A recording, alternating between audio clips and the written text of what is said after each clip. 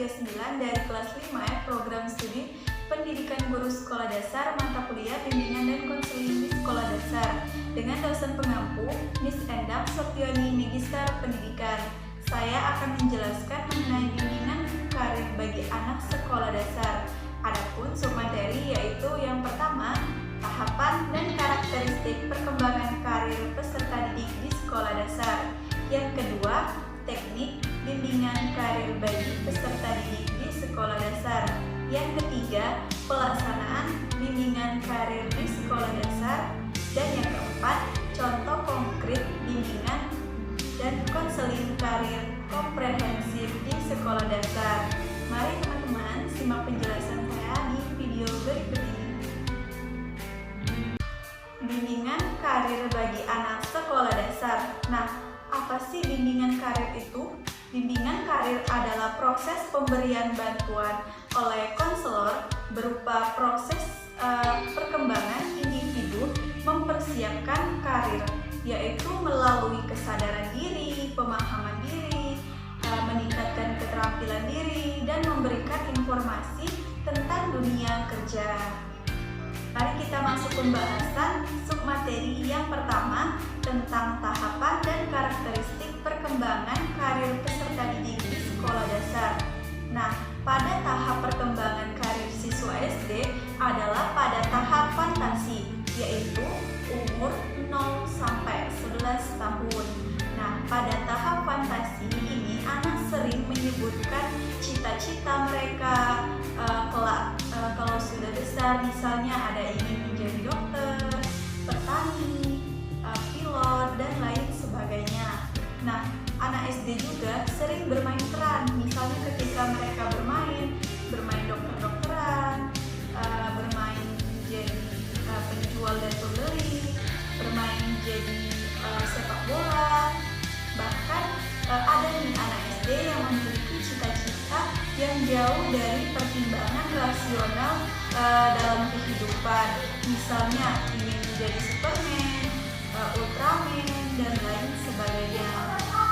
Kemudian ada karakteristik perkembangan karir di sekolah dasar. Itu yang pertama, kesadaran diri, pemahaman akan diri kita sendiri, baik yang kita sukai dan tidak sukai, dan kecakapan atau kemampuan diri kita.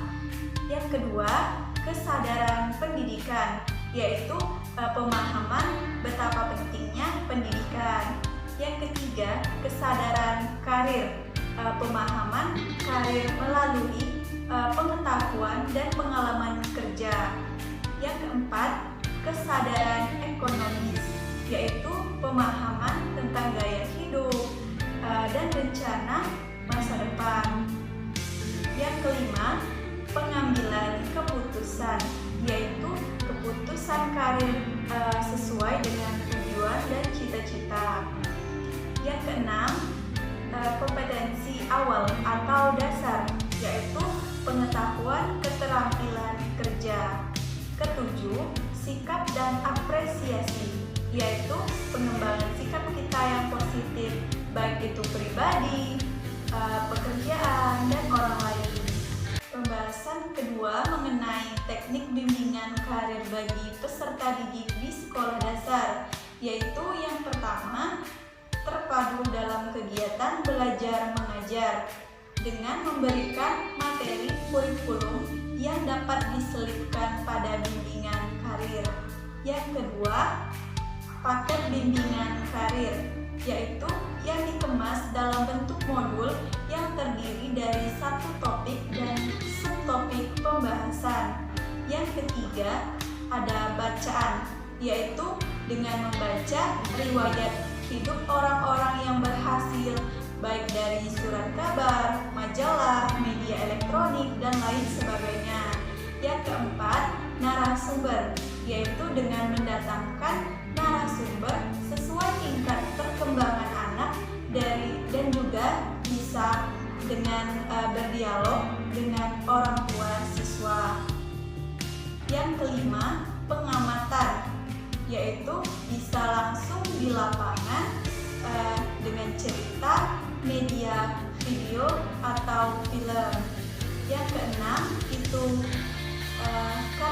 wisata, yaitu mengunjungi berbagai objek-objek yang terdapat berbagai macam pekerjaan dengan kita memberikan bantuan lembar kerja siswa atau LKS agar tujuan pengenalan karir tercapai. Pembahasan ketiga mengenai pelaksanaan bimbingan karir di sekolah dasar. Yang pertama, waktu. Nah, untuk tingkat sekolah dasar lebih praktis jika bimbingan karir dilaksanakan atau diintegrasikan di jam-jam pelajaran yang tersedia. Semua guru kelas dan bidang studi sekaligus menjadi guru bimbingan karir. Guru bimbingan dapat menyelipkan berbagai hal-hal yang berkaitan dengan pekerjaan, jabatan, atau karir anak-anak di masa yang akan datang sesuai perkembangan anak. Kedua, tempat. Pelaksanaan bimbingan karir dapat dilakukan di mana saja, misalnya di dalam kelas, di luar ruangan, atau di tempat kerja sesuai dengan topik yang akan dibahas. Nah, penentuan tempat juga bergantung pada fasilitas yang dibutuhkan. Jika membutuhkan gambar-gambar, film, atau video, maka lebih cocok menggunakan ruang audio visual. Ketiga, teknik. Pelaksanaan bisa secara kelompok atau individu tergantung kebutuhan dan tujuan. 4. Sistem penilaian. Nah, dapat dengan cara alih tangan, misalnya meminta bantuan orang lain yang ahli dalam bidang untuk memberikan bimbingan karir.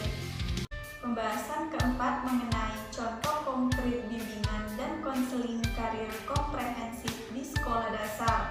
Itu yang pertama, siswa diajak jalan-jalan menuju suatu tempat untuk melihat dunia kerja yang lebih luas. Nah, kemudian di sepanjang jalan, siswa ini diminta mengadakan pengamatan tentang jenis-jenis pekerjaan apa saja yang telah mereka temukan. Yang kedua, konselor atau guru dapat menggunakan cerita agar anak menjadi senang. Nah, dengan adanya cerita dapat terkesan jika tokoh-tokohnya dengan cerita tervisualisasikan dengan baik. Bisa juga menggunakan media gambar, video, maupun film. 3. Konselor atau guru menyuruh siswanya membaca buku, majalah, koran, dan media elektronik lainnya tentang macam-macam pekerjaan yang di dalamnya ada kisah-kisah dan dari tiap-tiap pekerjaan. Baik teman-teman, itu saja penjelasan yang dapat saya sampaikan. Kurang dan lebihnya saya mohon maaf. Semoga apa yang saya sampaikan bisa bermanfaat bagi teman-teman sekalian. Saya akhiri. Wassalamualaikum warahmatullahi wabarakatuh.